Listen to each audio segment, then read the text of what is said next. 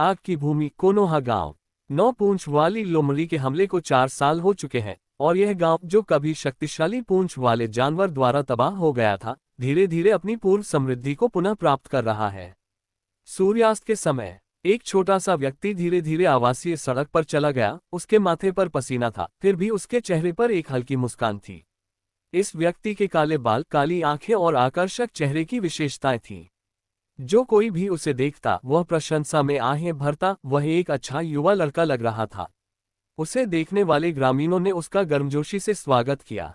Colt, तुम वापस आ गए। कोल्ट, क्या तुम फिर से प्रशिक्षण लेने गए? तुम इतनी कम उम्र में वास्तव में मेहनती हो। हाँ, मेरे परिवार का वह आलसी आदमी हर दिन खेलना जानता है। मैं घर पहुंचने पर उसे पीटूंगा। यहाँ कोल्ट, यह मछली तुम्हारे लिए है। अपनी ताकत वापस पाने के लिए इसे घर ले जाओ। उद्धरण चिन्ह उद्धरण चिन्ह। रास्ते में एक के बाद एक ऐसे अभिवादन आते रहे और कोल्ट नाम का बच्चा भी बहुत विनम्र था और एक एक करके उनका जवाब देता रहा। सिर्फ 10 मिनट में वह सैकड़ों मीटर की दूरी पार करके एक अलग छोटे से घर के सामने पहुंच गया, जो उसका घर था। कुशलता से दरवाजा खोलकर कोल्ट अंदर चला गया और उसके चेहरे की मुस्कान गायब हो गई। अपने थोड़े सख्त गालों को रगड़ते हुए उसने बेबसी से आह भरी। बहुत ज्यादा लोकप्रिय होना भी बहुत थका देने वाला होता है। कोल्ट, जिसका पूरा नाम अज्ञात है, नाइन टेल्ड फॉक्स के हमले के दौरान अनाथ हो गया था जब उसके माता पिता मर गए, जिससे वह छोटी उम्र में इस दुनिया में अकेला रह गया। वह एक पुनर्जन्म वाली आत्मा थी जो मूल रूप से दूसरी दुनिया से थी। अपने पिछले जीवन में वह कई लोगों में से एक साधारण प्राणी था जिसे उस मूल दुनिया के लिए कोई विशेष उदासीनता नहीं थी। उसका एकमात्र अफसोस ये था कि वह मरने से पहले अपने फोन पर अपना इंटरनेट ब्राउजिंग इतिहास नहीं हटा सका। उम्मीद है कि उस गैस विस्फोट ने कम से कम मेरा फोन भी नष्ट कर दिया होगा। खुद से बुदबुदाते हुए कोल्ट ने शक्तिशाली 9 पूंछ वाले फॉक्स दानव के दर्शन को भी याद किया, जिसे उसने इस दुनिया में पुनर्जन्म लेने के बाद एक नवजात शिशु के रूप में देखा था। 9 पूंछों ने आकाश को लाल बादल की तरह ढक लिया, सूरज को धुंधला कर दिया। पूरे जिले उसकी पूंछ के एक आकस्मिक प्रहार से ध्वस्त हो गए। यदि चौथा होकेट समय पर पूंछ वाले जानवर बम को हटाने के लिए प्रकट नहीं होता, तो कोल्ट को डर था कि वह इतिहास में सबसे कम समय तक जीवित रहने वाला पुनर्जन्म वाला आत्मा बन सकता है। तब से कोल्ट को समझ में आ गया कि वह निंजा की किस प्रसिद्ध दुनिया में पुनर्जन्म ले चुका है। नारुतो शिपुडेन की कहानी, legend of the utterly gutsy shinobi, tale of the Otsutsuki mother of chakra और क्या हिनाता सकुरा की तुलना में नारुतो के लिए बेहतर मैच है।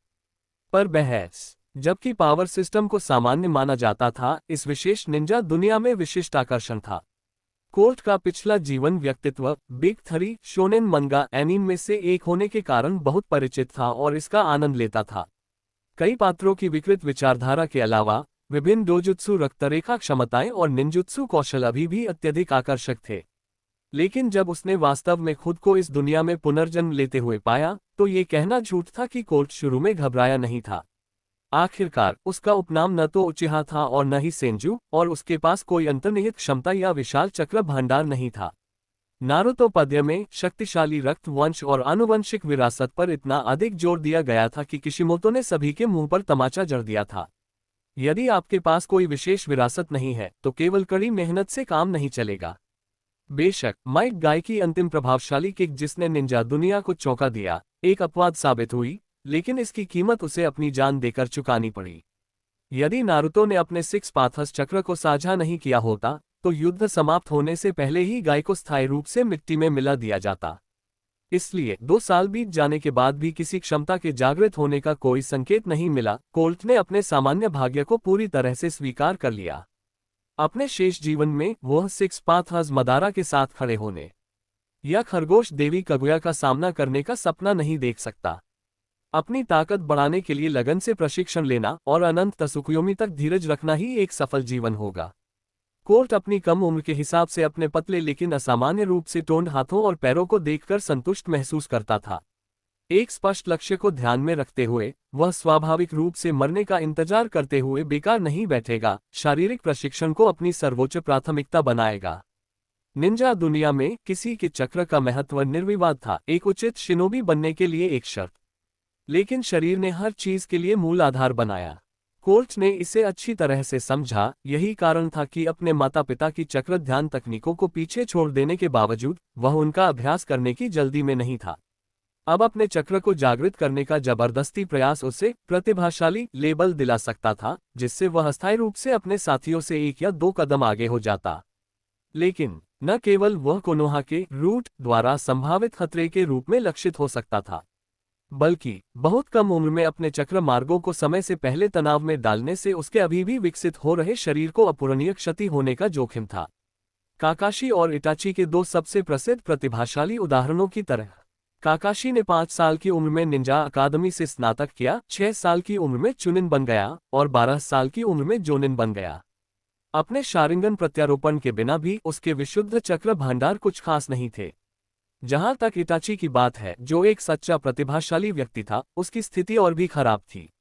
20 की उम्र में एक दुर्बल करने वाली बीमारी से पीड़ित अपने शारिंगन की शक्तियों का बार बार उपयोग करने के तनाव से और भी बढ़ गया। भले ही सासुके ने उसे नहीं मारा होता, लेकिन उसका छोटा जीवनकाल अपरिहार्य था। कोर्ट की महत्वाकांक्षा बस चौथे महान निंजा युद्ध होने तक सापेक्ष शांति में इस जीवनकाल को जीना था। वह कोई अनावश्यक जोखिम नहीं लेगा। बाकी को असली नायक के रूप में सासुके और नारुतो पर छोड़ा जा सकता है। शायद इसलिए क्योंकि यह एक अलग दुनिया थी, अलग अलग नियमों के साथ मानक शक्ति प्रगति को सीधे लागू नहीं किया जा सकता था। जब वह सिर्फ 2 साल का था, तो कोर्ट ने अपने युवा शरीर की क्षमताओं के अनुरूप शारीरिक कंडीशनिंग का एक नियम शुरू किया। अपने खुद के मामूली घर के चारों ओर चक्कर लगाने से लेकर कोनोहा के गांव की गलियों में जॉगिंग सर्किट तक, उसका शारीरिक स्वास्थ्य बेहद मजबूत था, जिससे सामान्य बच्चों की तुलना में उसका विकास तेजी से हुआ।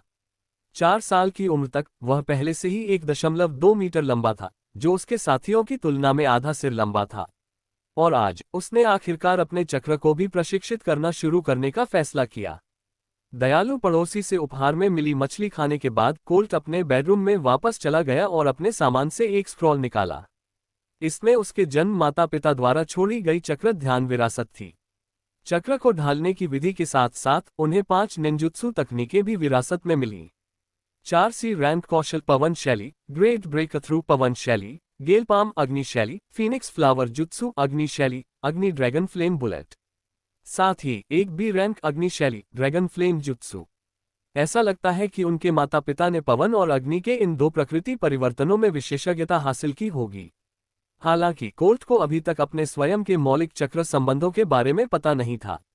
बिना किसी संबंध मिलान के इन तकनीकों को सीखना मुश्किल साबित होगा। अपने साधारण बेडरूम में क्रॉस लेग बैठे हुए कोल्ट ने अपने दिमाग को शांत किया और स्क्रॉल के निर्देशों के अनुसार ध्यान केंद्रित किया। चक्र भौतिक और आध्यात्मिक ऊर्जाओं का सम्मिलन था। अपनी मानसिक ऊर्जाओं को अपनी कोशिकाओं से निकाले गए भौतिक यान के साथ सटीक अनुपात में मिलाते हुए कोल्ट ने अचानक अपने शरीर के भीतर एक गर्माहट महसूस की।